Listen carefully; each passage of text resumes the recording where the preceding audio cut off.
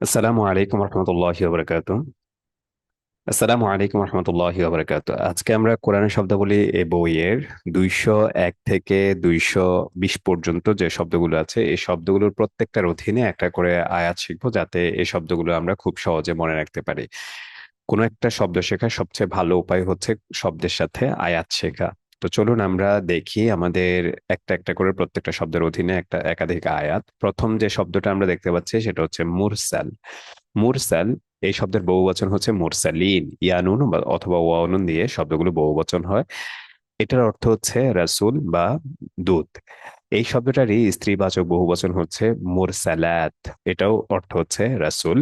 শব্দগুলো কোরআনে তিনটা শব্দই এসেছে। আমরা এই শব্দের অধীনে যদি একটা আয়াত দেখি, যেমন ওয়াসালামুন আলাল মুরসালিন, অর্থ হচ্ছে প্রেরিত যে রাসূলগণ আছেন তাদের উপরে সালাম। এখান থেকে আমরা মুরসালিন অর্থ হচ্ছে প্রেরিত দূত বা রাসূল পয়গম্বর, এগুলো মনে রাখতে পারি। তারপরের শব্দ হচ্ছে মারিয়াম। মারিয়াম অর্থ মারিয়াম আলাইহাস সালাম। কোরআনে এসেছে ওয়া ইন্নী সাম্মাইতুহা মারিয়াম, আর আমি তার নাম রাখলাম মারিয়াম। তারপরে শব্দটা হচ্ছে নাসির। নাসির শব্দটা বহুবচন হচ্ছে আনসার অথবা আনসারি। আনসারি শব্দটাও ব্যবহার হয়, যার অর্থ হচ্ছে সাহায্যকারী। কোরআনে এসেছে নাহনু আনসারুল্লাহ, আমরা আল্লাহর সাহায্যকারী, মূলত আল্লাহর পথে সাহায্যকারী। সেই অর্থে এখানে ব্যবহার হয়েছে আনসার অর্থ সাহায্যকারী। তারপরে শব্দটা হচ্ছে আলাম। আলামু অর্থ হচ্ছে অধিক জানেন বা খুব জানেন। আলামু শব্দটা অনেক বেশি জানার জন্য ব্যবহৃত হয়। কোরআনে এসেছে ওয়াল্লাহু আলামু, আল্লাহ অধিক জানেন, বিমা ইয়াকতুমুন, যে বিষয়ে তারা গোপন করে সে বিষয়ে আল্লাহ অনেক বেশি ভালো করেই জানেন। তারপরে শব্দটা হচ্ছে শামস, অর্থ হচ্ছে সূর্য। কোরআনে এসেছে ওয়াশামসু তাজরি লিমুস্তাকাররিন লাহা, সূর্য তার গন্তব্য পথে বিচরণ করে। এখান থেকে আমরা শামস অর্থ সূর্য এটা সহজে মনে রাখতে পারি। তারপর শব্দটা হচ্ছে ফারিক। ফারিক অর্থ হচ্ছে একদল বা শুধু দল। কোরআনে এসেছে ওয়াকাদ কানা ফারিকুম মিনহুম ইয়াসমাউনা কালাম আল্লাহ, তাদের মধ্য থেকে একদল রয়েছে বা একদল ছিল যারা আল্লাহর কালাম শুনতো। তো এখান থেকে আল্লাহর কালাম শুনে, এখান থেকে আমরা ফারিকুন অর্থ হচ্ছে একটি দল, এটা মনে রাখতে পারি। তারপর শব্দটা হচ্ছে ক্যাজিব। ক্যাজিব অর্থ হচ্ছে মিথ্যা। কোরআনে এসেছে ওয়ায়াকুলুনা আলাল্লাহি ক্যাজিবা, তারা আল্লাহর উপর মিথ্যা আরোপ করে বা মিথ্যা বলে।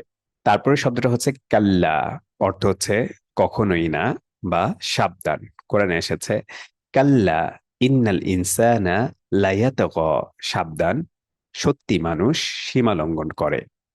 তারপরে শব্দটা হচ্ছে নাম। আর নাম শব্দের বহুবচন হচ্ছে আনাম। নাম শব্দটা অন্য একটা অর্থ আমরা জানি হ্যাঁ, কিন্তু এটার যে এক বচন আনাম শব্দের আনাম একটা সূরা আছে, আনাম শব্দের এক বচন হচ্ছে নাম। আর এটার অর্থ হচ্ছে গবাদি পশু বা গৃহপালিত পশু। এই শব্দের অধীনে আমরা যদি একটা আয়াত দেখি, কোরআনে এসেছে উলাইকা কাল আনআম বাল হুম আদল, তারা পশুর মতো, বরং তার চেয়েও নিকৃষ্টতর। এখান থেকে আমরা আনাম শব্দের অর্থ গৃহপালিত পশু, এটা মনে রাখতে পারি। তারপরে শব্দটা হচ্ছে আকিবা, অর্থ হচ্ছে পরিণাম। কোরআনে এসেছে ফানজুরু, তোমরা লক্ষ্য করো, কাইফা কানা আকিবাতুল মুকাজ্জিবিন, কেমন ছিল মিথ্যাবাদীদের মিথ্যারোপকারীদের পরিণাম। এখান থেকে আমরা আকিবা অর্থ পরিণাম, এটা মনে রাখতে পারি। তারপরের শব্দটা হচ্ছে কাবীর অথবা কাবীরা। পুরুষবাচক হলে কাবীর বলা হয়, আর স্ত্রীবাচক হলে কাবীরা বলা হয়। দুইটাই হচ্ছে কোরআনে এসেছে। কাবীর বা কাবীরা অর্থ হচ্ছে বড় বা মহান। কোরআনে এসেছে ওয়া আন্নাল্লাহা হুয়াল আলিয়ুল কাবীর, আর নিঃসন্দেহে আল্লাহ তিনি সুউচ্চ এবং সুমহান। এখান থেকে কাবীর শব্দ অর্থ মহান আমরা বা বড় মনে রাখতে পারি। তারপরের শব্দটা হচ্ছে খাসিরা। খাসিরা শব্দের বহুবচন হচ্ছে খাসিরুন বা খাসিরিন। কোরআনে দুটো ওয়ার্ডই এসেছে যার অর্থ হচ্ছে ক্ষতিগ্রস্ত। কোরআনে এসেছে আলা ইন্না হিজবাশ শাইতানি হুমুল খাসিরুন, সাবধান নিশ্চয়ই শয়তানের দল হচ্ছে ক্ষতিগ্রস্ত। এখান থেকে খাসিরুন শব্দের অর্থ ক্ষতিগ্রস্ত, এটা আমরা মনে রাখতে পারি। তারপরে শব্দটা হচ্ছে জাকাত। জাকাত অর্থ পবিত্রতা বা জাকাত অর্থ জাকাত আমরা সবাই জানি। কোরআনে এসেছে ওয়াকিমুস সলাতা, তোমরা নামাজ প্রতিষ্ঠা করো, ওয়া আতুজ জাকাতা, এবং জাকাত প্রদান করো। এখান থেকে আমরা জাকাত শব্দের অর্থ মনে রাখতে পারি। তারপরে শব্দটা হচ্ছে বাসির। বাসির শব্দের অর্থ হচ্ছে সর্বদ্রষ্টা বা যিনি সবকিছু দেখেন। কোরআনে এসেছে ওয়াল্লাহু বাসীরুম বিল ইবাদ, আল্লাহ বান্দাদের সম্পর্কে সবকিছু দেখেন বা সবকিছু সর্বদ্রষ্টা। এখান থেকে বাসির অর্থ পর্যবেক্ষক বা সর্বদ্রষ্টা মনে রাখতে পারে। তারপরে শব্দটা হলো হিন। হিন অর্থ হচ্ছে নির্দিষ্ট সময় বা যখন। কোরআনে এসেছে ফাজার হুম ফি গামরাতিহিম হাত্তা হিন, অতঃপর তাদেরকে ছেড়ে দাও ফি গামরাতিহিম। গামরা মানে আমরা বাংলা ভাষায় যে গোমরা বলি বা বিভ্রান্তি, যে তাদের গোমরার মধ্যে তাদেরকে ছেড়ে দাও বা তাদের বিভ্রান্তির মধ্যে তাদেরকে ছেড়ে দাও হাত্তা হিন, একটা নির্দিষ্ট সময় পর্যন্ত। এখান থেকে হিন অর্থ নির্দিষ্ট সময় বা কিছুকাল, এটা আমরা মনে রাখতে পারি। তারপরে শব্দটা হচ্ছে ক্যাজিব বা ক্যাজিবুন। ক্যাজিব শব্দের বহুবচনই হচ্ছে ক্যাজিবুন, ওয়াউনুন দিয়ে বহুবচন হয়েছে। এখানে অর্থ হলো মিথ্যাবাদী। কোরআনে এসেছে লানাতাল্লাহি, আল্লাহর লানাত আলাল কাযিবিন, মিথ্যাবাদীদের উপর। এখান থেকে আমরা কাযিব, কাযিবুন বা কাযিবিন অর্থ মিথ্যাবাদী, এটা মনে রাখতে পারি। তারপরে শব্দটা হচ্ছে শাররুন। শারুন অর্থ হচ্ছে খারাপ, অনিষ্ট, মন্দ এবং অকল্যাণ। কোরআনে এসেছে ওয়ামিন শাররি হাসিদিন ইজা হাসাদ। এই আয়াতটা মোটামুটি আমরা সবাই জানি, সূরা ফালাকের শেষ আয়াত এটা। অর্থ হচ্ছে আমি আশ্রয় চাই। আশ্রয় চাইটা মূলত এখানে নাই, আগের অংশ থেকে আসছে, যে হিংসুকের অনিষ্ট থেকে বা হিংসুকের খারাপি থেকে যখন সে হিংসা করে। তাহলে এখানে খারাপি, সাধারণ অর্থ হচ্ছে খারাপ বা অনিষ্ট। এটা আমরা এই আয়াতটা আমাদের জানা একটা আয়াত, এখান থেকে আমরা মনে রাখতে পারি। তারপরে শব্দটা হচ্ছে হুকমুন। হুকমুন অর্থ হচ্ছে প্রজ্ঞা বা নির্দেশ। কোরআনে এসেছে রব বিহাবলি হুকমান, হে আমার প্রতিপালক, হে আমার রব, আমাকে প্রজ্ঞা দান করো। এখান থেকে আমরা হুকমান অর্থ প্রজ্ঞা বা হুকুম, এটা মনে রাখতে পারি।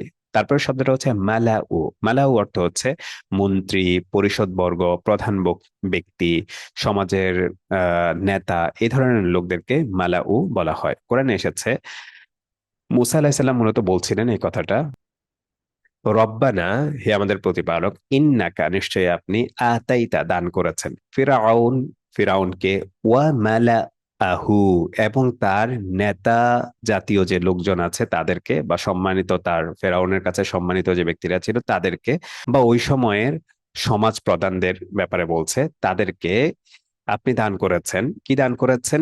জিনাতান, সৌন্দর্য, জীবন পরিচালনার জন্য জীবনের যে সৌন্দর্যগুলো আছে সেগুলো, ওয়া আমওয়ালান, এবং ধন সম্পদ সমূহ। সাধারণত আল্লাহর একটা সুন্নাহ হচ্ছে যে তিনি কাফেরদেরকে ধন সম্পদ দান করেন। সেই কথাটাই মুসা আলাইহিসসালাম আল্লাহ তাআলাকে জানান দিচ্ছিলেন যে আপনি ফেরাউন এবং তার প্রধানদেরকে সৌন্দর্য, জীবনের সৌন্দর্য এবং সম্পদ দান করেছিলেন। এখান থেকে আমরা মালাউ শব্দের অর্থ হচ্ছে পরিষদ বর্গ বা মন্ত্রী, এমপি বা হচ্ছে নেতা, এখান থেকে আমরা মনে রাখতে পারি। তারপরে শব্দটা হচ্ছে কৌয়া, অর্থ হচ্ছে শক্তি। যেমন কোরআনে এসেছে লা কুওয়াতা ইল্লা বিল্লাহ, আল্লাহ দেওয়া ব্যতীত বা আল্লাহ ছাড়া কোনো শক্তি নেই। এখান থেকে আমরা কৌয়া অর্থ হচ্ছে শক্তি, এটা মনে রাখতে পারি। তো এই ছিল আমাদের কোরআনের শব্দাবলী বইয়ের 201 থেকে 220 পর্যন্ত যে শব্দগুলো আছে সেই শব্দগুলোর প্রত্যেকটার অধীনে একটা করে আয়াত, যাতে এই শব্দগুলো আমরা সহজে মনে রাখতে পারি। আশা করি এখান থেকে আমরা উপকৃত হব। আর যদি এই ভিডিওগুলো আপনাদের ভালো লেগে থাকে এবং আপনারা যদি চান যে বাংলাদেশের সব মানুষ কোরআনের ভাষা আরবিটা শিখুক, তাহলে এগুলো অন্যদের সাথেও শেয়ার করেন, তাহলে মানুষজন অনেকগুলো শব্দ শিখে ফেলতে পারবেন এই ভিডিওটা দেখে।